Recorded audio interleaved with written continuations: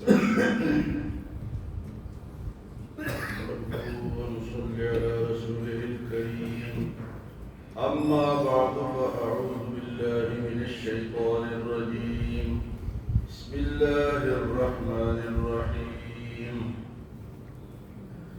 كذبت ثمود بطغواها إذ انبعث أشقاها فقال لهم رسول الله ناقة الله وسقياها فكذبوه فعقروها فدمدم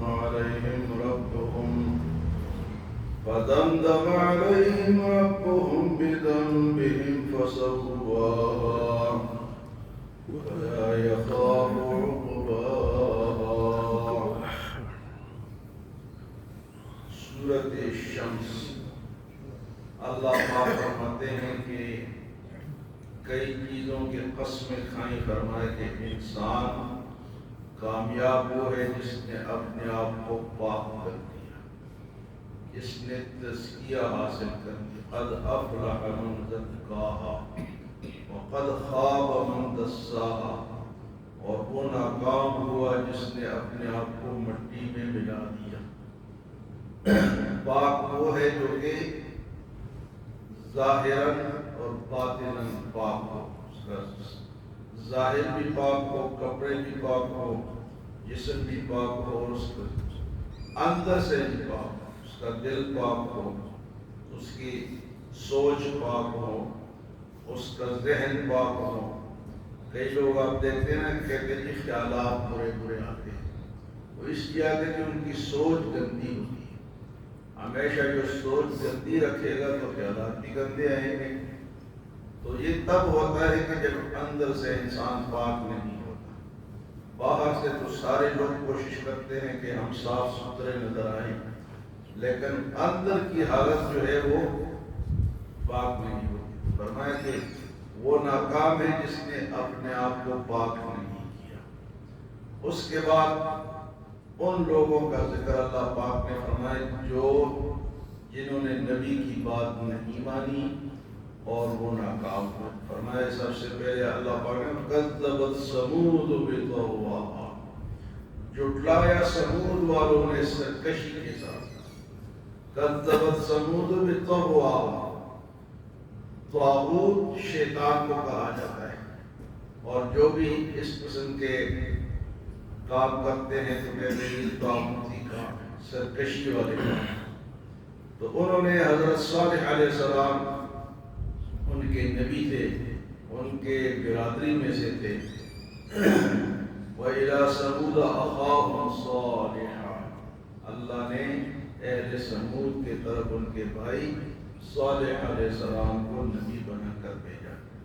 تو انہوں نے کہا یا قوم اعبدوا اللہ ما لکم من الہ غیرہ. اے قوم، اللہ کی عبادت کرو، اللہ کے سوا تمہارا کوئی معبود نہیں. معبود وہ ہستی ہوتی ہے جس کی انسان عبادت کرتا ہے اور وہ اللہ تعالیٰ کی ذات ہے. تو معبود کے اندر یہ سارے خصوصیات پائی جاتی ہیں کہ وہ مشکل کشا بھی ہوتا ہے، حاجت روا بھی ہوتا ہے، عالم الغیب بھی ہوتا ہے، حاضر ناظر بھی ہوتا ہے، اور مختار کل بھی ہوتا ہے. یہ ساری صفات کس کی ہیں؟ اللہ تعالیٰ کی. فرمایا کہ سمودیوں نے سرکشی کی وجہ سے اللہ کے نبی کو جھٹلایا. اذ انبعث اشقاها. جب ایک شقی اور بدبخت انسان اٹھا اور اس نے کیا کیا کہ اونٹنی، حضرت صالح علیہ السلام کے قوم نے مطالبہ کیا کہ ہم آپ کو تب مانیں گے کہ جب آپ اس پتھر سے اونٹنی نکال پاتا ہے. لیکن یہ میرا تو کام نہیں ہے، لیکن میں اپنے رب سے دعا کرتا ہوں میرے رب کو وہی طاقت ہے کہ وہ اونٹنی نکال دیں. تو حضرت صالح علیہ السلام نے دعا کی، پتھر سے اونٹنی نکلی، اور اس کے بعد اس نے بچہ بھی دیا. لیکن اونٹنی اتنی بڑی تھی کہ اب اب اس کے کھانے پینے کا بندوبست کرنا، وہ جہاں بھی جاتی سارا کچھ کھا جاتی، چٹ کر جاتی، پانی کی جگہ پہ جاتی تو سارا پانی پی لیتی۔ اب اس بستی کے لوگوں کو یہ مصیبت ہوئی کہ ان کے جانور جو تھے وہ پانی کو سارا وہ پی لیتے اور چارہ بھی کھا لیتے۔ اب ان کو پریشانی ہو گئی کہ اب اس اونٹنی کو کیا کریں۔ ہم نے مطالبہ کیا، اللہ نے پیدا تو کر دی، لیکن اب تو یہ ہمارے جانوروں کا جو چارہ شارہ ہے وہ سارا یہ کھا جاتا ہے۔ خاص کر کے ایک عورت تھی جس کا نام علیزہ تھا، اس کے جانور بکریاں زیادہ تھیں، تو وہ روزانہ اسی طرح خالی آتی، کیونکہ باری مقرر ہو گئی کہ ایک دن اونٹنی کی باری ہوگی پانی پینے کی اور چارے کی، اور دوسرے دن باقی جو عوام۔ تو اس کو پریشانی ہوئی، اس نے ایک آدمی کو پھر خریدا کہ میں اپنی بیٹی کی شادی تیرے ساتھ کر دوں گی، تم یہ کرو کہ اس اونٹنی کو مار ڈالو۔ علیزہ نامی عورت نے اس شخص کو کہا جس کو اللہ پاک نے فرمایا بدبخت، اذ انبعث اشقاها، شقی انسان جو تھا، بدبخت انسان جو تھا۔ حضور صلی اللہ علیہ وسلم نے حضرت علی سے فرمایا کہ اے علی، ایک تو وہ شخص بدبخت تھا جس نے صالح علیہ السلام کی اونٹنی کو مارا، اور ایک وہ شخص بدبخت ہوگا جو آپ کو قتل کرے گا، حضرت علی کو شہید کرے گا۔ وہ عبد الرحمن بن ملجم، جس نے حضرت علی کو، حضور نے پہلے سے حضرت علی کو بتا دیا ایک شخص وہ بدبخت تھا جو کہ قوم سمود کی اونٹنی کو جس نے مارا تھا، اور ایک وہ بدبخت ہوگا جو آپ کو شہید کرے۔ ورنہ اذ انبعث اشقاها، تو صالح علیہ السلام نے کہا فقال لهم رسول اللہ، اللہ کے رسول نے کہا ناقۃ اللہ، تو اللہ کی اونٹنی ہے، یہ کوئی عام اونٹنی تو نہیں ہے، ناقۃ اللہ وسقیاها، اس کو چھیڑنا نہیں اور نہ اس کے پانی کو، جو باری مقرر ہے، جو اس کی جگہ ہے اس کو پانی پینے دو، اس کو کھانا چارہ کھانے دو۔ فقال لهم رسول اللہ ناقۃ اللہ وسقیاها، لیکن پھر فکذبوہ فعقروها، بس انہوں نے اپنے نبی کو جھٹلایا اور اس کو مار ڈالا، اس کے پاؤں کاٹ ڈالے۔ فدمدم علیہم ربهم بذنبهم فسواها، تو اللہ نے ان کے گناہ کے سبب ان کو ہلاک کر دیا اور سب بستی کو برابر کر دیا۔